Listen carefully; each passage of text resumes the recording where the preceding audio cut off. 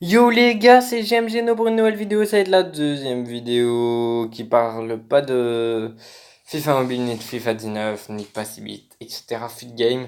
Ça va être, je vais vous montrer je vais vous dire mon classement personnel pour l'Europa League. Je sais que Dubois 2 a déjà fait une vidéo là-dessus et je vous conseille d'aller voir sa vidéo. Je te fais un petit clin d'œil, frérot. Euh... Ok, voilà. Hop, maintenant on va aller directement voir le classement. Hop.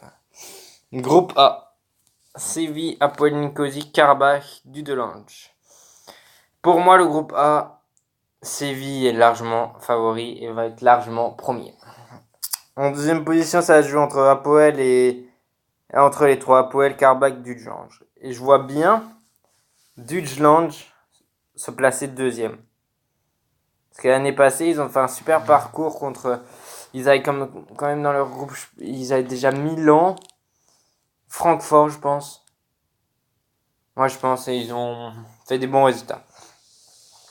Ensuite, troisième Apoel Nicosie et quatrième Karabakh. Donc premier Séville, deuxième Dijland, troisième Apoel, quatrième Karabakh. Groupe B. Dynamo Kiev, Copenhague, Malmö, Lugano. Ça, c'est un groupe. Premier, Copenhague. Là, je sais pas dire pourquoi je mettrais premier. Je trouve qu'ils sont meilleurs. Numéro 2, Malmö. Numéro 3, Dynamo Kiev. Non, numéro 2, Dynamo Kiev. Numéro 3, Malmö. Numéro 4, Lugano. Donc, numéro 1, Copenhague qui aura le même nombre de points que Dynamo Kiev. Numéro 2, Kiev alors. Numéro 3, Malmö. Numéro 4, Lugano. Groupe C, Bâle, Krasnodar, Getafe, Trabzonspor. Pour moi, le premier sera Getafe, qui a fait une énorme saison l'année dernière en Espagne. Une équipe comme eux, c'est énorme ce qu'ils font. Donc je dis ils vont être premiers. Deuxième, ça va être un Krasnodar qui a très très bien joué, qui a éliminé Porto en Ligue des Champions et qui s'est fait éliminer par Olympiakos. Une troisième position, Bâle, qui est en train de perdre énormément de leurs joueurs. Ils ont perdu, j'ai entendu, Sushi, vous allez peut-être pas connaître, mais c'est un défenseur central tchèque. Ils avaient perdu Vaklik, qui est un défenseur central tchèque, un gardien tchèque. Et dernier, Trabzonspor. Donc premier Getafe, deuxième Krasnodar, troisième Suisse, quatrième Trabzonspor. Groupe D, Sporting Club Portugal, PSV Eindhoven, Rosenborg et LASK. LASK, c'est, je pense, l'écrit que. Je sais plus. Premier PSV Eindhoven qui va carrément se qualifier. Attendez, non, Sporting Club Portugal. Si le Sporting Club Portugal ne perd pas Bruno Fernandes qui est très proche du Real Madrid, eh ben ils vont être premiers. Deuxième PSV Eindhoven qui ont Mitroglou dans leur équipe, donc ils vont gagner l'Europa League, c'est sûr, avec Mitroglou. Non, je déconne. Hashtag Mitroglou.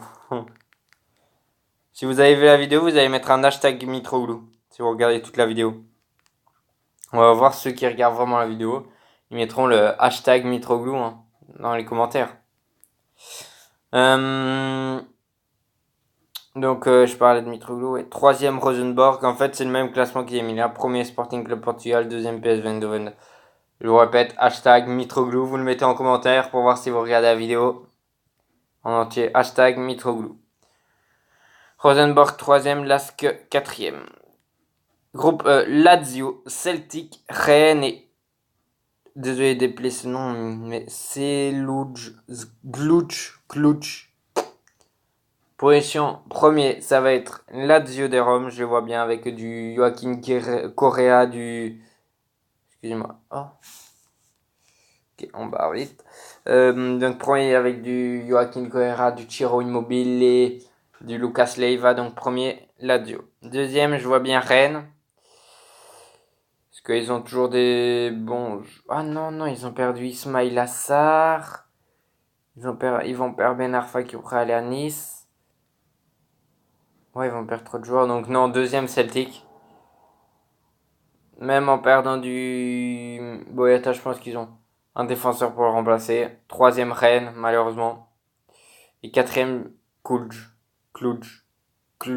Ouais, ça va être ça. Groupe F. Arsenal, Eintracht Francfort, Standard de Liège, et Vitória Guimarães. Je pense que c'est Vitória Guimarães. Premier Arsenal avec leur magnifique trio Pepe, Aubameyang, Lacazette, La Palle, PAL. Deuxième Francfort calmement. Même s'ils ont perdu Jovic, ils ont du Jovelic, un attaquant qui est serbe comme lui qui pourrait le remplacer. Il remplace très très bien pour le moment.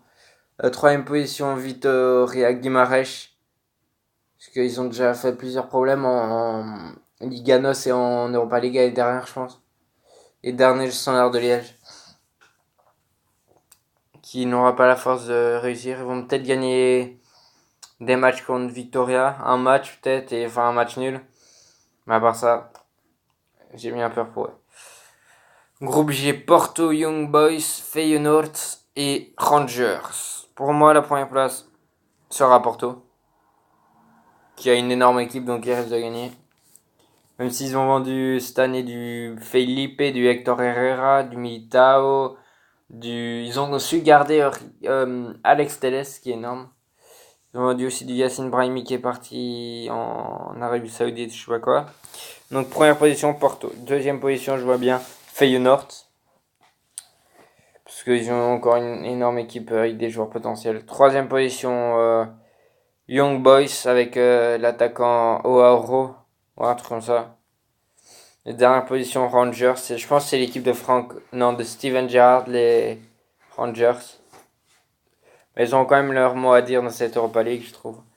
Dans ce groupe H, CSKA Moscou, Ludogorets, Espanyol Barcelone et Ferencváros. Première position pour l'Espanyol Barcelone. Parce qu'ils ont des énormes joueurs aussi. Ils ont du Djene, je pense. Ah non, Djene, il joue à Retafe, donc Retafe, ils ont du Djene, ouais. Ils ont du Sergi Darder. Darder SD, si tu me vois. Dédicace à toi, poteau.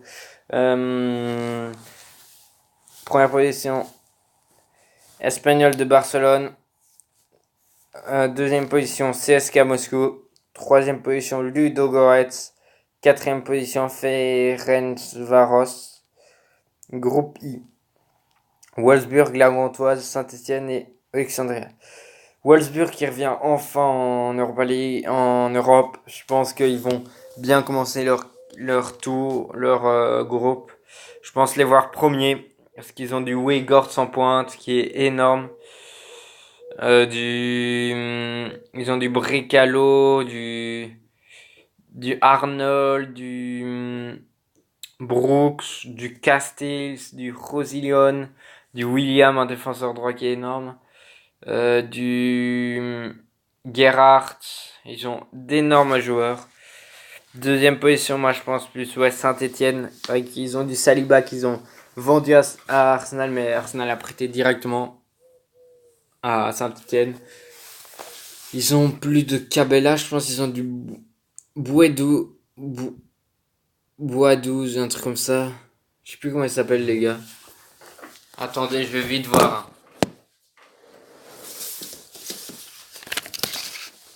Saint-Etienne.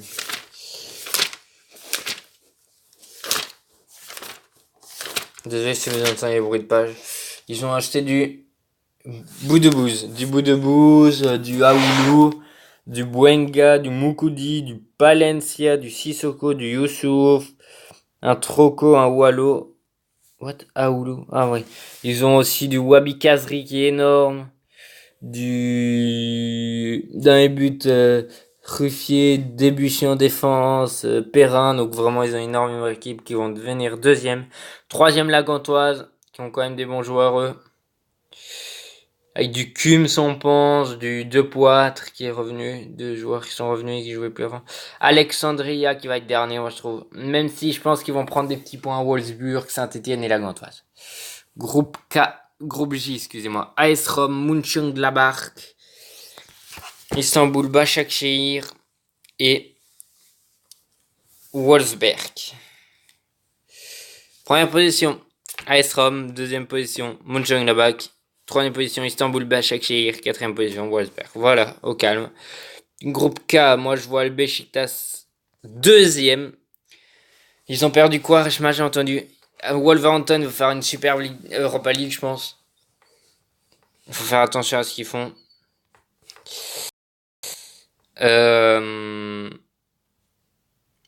Ouais, faut aller les voir, ils sont énormes.